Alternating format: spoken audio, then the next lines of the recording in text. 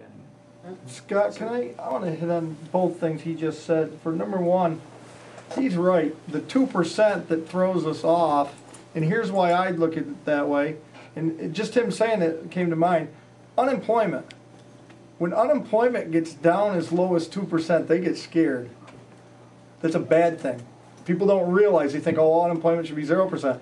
You know, in government, in your position, if it gets down to 2%, you'd be very worried because there's no place to expand.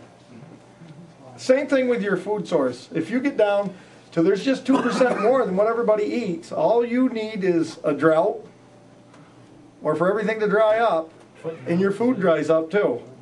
So that was a very good point. And the other thing is on the broadband. I know your office has been working with us. Our county has joined forces with 3 other counties with CBN Connect, right. And we're in the midst of that. Could you tell us if that stimulus money's coming through, or if you have an update on that?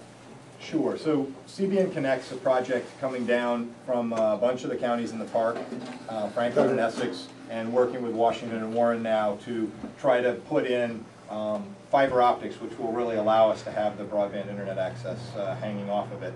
And they put in an application in the first round. The stimulus money was broken up into 3 rounds.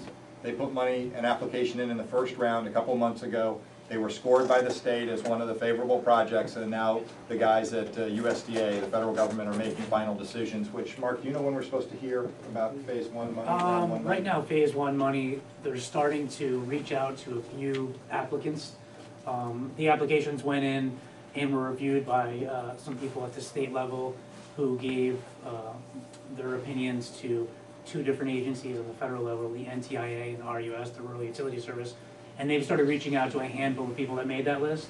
So they say by January, the first week, they're going to be looking to actually have some of those people receive some definitive yeses. Okay. So January, and that's on number we should 1 hear, of 3. and that's. And we're in the second round, right? And then, so the money that they asked for in the first round would really be for Franklin, Essex, and was it Clinton counties? Yep. And then they're doing the surveys of need and how they would do it in Washington and Warren right now, and then that'll go into the second phase for money, which we'll hear about in maybe 6 or 8 months. So that's where the broadband project is. I'll come back to you. I just want to get some people that didn't get to talk yet. There was a bill that came out about 3 years ago, and I used to annoy Gillibrand's office with it. She came up to Greenwich in support of this federal tax credit for first responders. It was a $1,000 federal tax credit. Okay. I got nowhere. I got no answers from her other than she supports it. I've called your office twice. This has been 3 years. He's talking about how the government should be able to run things and put things together. This is a relatively simple bill for your volunteer fire and first aid, and nothing's been done with it in 3 years. Yet they'll be out there saying how the first responders are so important to this country, and then I've gotten no answer. I've called at least twice over this past year. Well, I apologize that no one got back to you. I don't know where the bill is, so generally each year it would have to be reintroduced if it doesn't get through in the course of a year, but it may have been reintroduced, and Rob or Mark will follow up and get back to you with an answer on where it is. I don't remember the bill number. Yeah, it's going to be different Federal anyway. tax credit for first responders. Yeah, so you can have Andrew search it up though, I mean, if you, with that information. I mean, that's relatively simple. It's not immigration or health care, and they haven't completed that in 3 years. Yeah, well, so that's in the balancing act of how do you pay for all the good stuff? I mean, that's in that category. Well, that was Sure. before this all came up. Yes. Before that, it back 3 years. And everybody tells you we're in support of it, and it never comes up for a vote. You know. Fair enough. So that I would like to hear about. We will get back to you. Thank you, sir. Thank you. Let's go over here. I'm not doing the corner apparently. You gotta stand up. I'd like to hear you give us some reassurance that there will be some kind of banking, Wall Street regulation, whatever is necessary to make sure that we've learned from last year's mistakes and it doesn't happen again. I just heard my sister-in-law got a new mortgage in Pittsburgh. She only had to put 3% down. Oh my, 3% isn't that different from 0%. Haven't we learned it? Do you think we haven't. Are we That's a- gonna that's a do gov- anything That's a federal about government this? program, actually. That's one of my favorite hot buttons. So that's the FHA, which is the Federal Housing Administration, I think. And it has taken some of the worst practices that the private sector had over the last few years and applied them to making mortgages now. And now it's doing 3% down, low doc loans, which is a recipe for disaster. And we've had some hearings in Congress. There are some people who say, well, we need to do this because that's helping keep the housing industry going and it's keeping the recession from getting worse.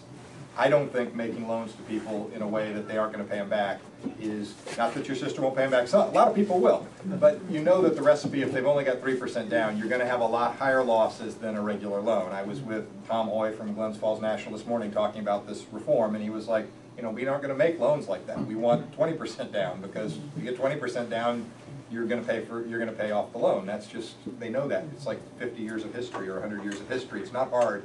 You can't rewrite these rules. So that's a federal program that's gone awry. Some of us have been trying to get that changed, and it needs to be changed. Is there going to be, so that's the specific thing we're referencing, and you should write and complain, because it's a real problem. It's called FHA. The bigger issue is, are we going to, in Congress, do a re-reg of the Wall Street rules and regulations of the banking industry? The answer to that is yes. It's happening. The House is just about done. We almost finished it yesterday. They'll finish it in the next week or two, and it'll go off to the Senate. They will do their thing. They don't move nearly as quickly for whatever reason. But the reform that was done in the House was very good. An awful lot of good stuff to really change the regulatory structure, to make sure that there were people watching stuff, and to make a lot of the stuff that happened in the past illegal. And so I think it's good reform. I think that it was generally pretty well done. I wouldn't do it. I'd do it somewhat differently, but yes, it's going to happen. It's going to happen fairly soon from the House side. And I think the Senate they're starting to make some progress finally. You saw Senator Dodd introduce a bill. He's the chairman of the banking committee there, and get it moving. And I think we're going to get something done, but it'll probably still be 3 or 4 months. I believe you recently voted in favor of a bill that was going to move the deadline for the credit cards. They had until the end of December, and I think you voted, along with others, to push it up to December 1st.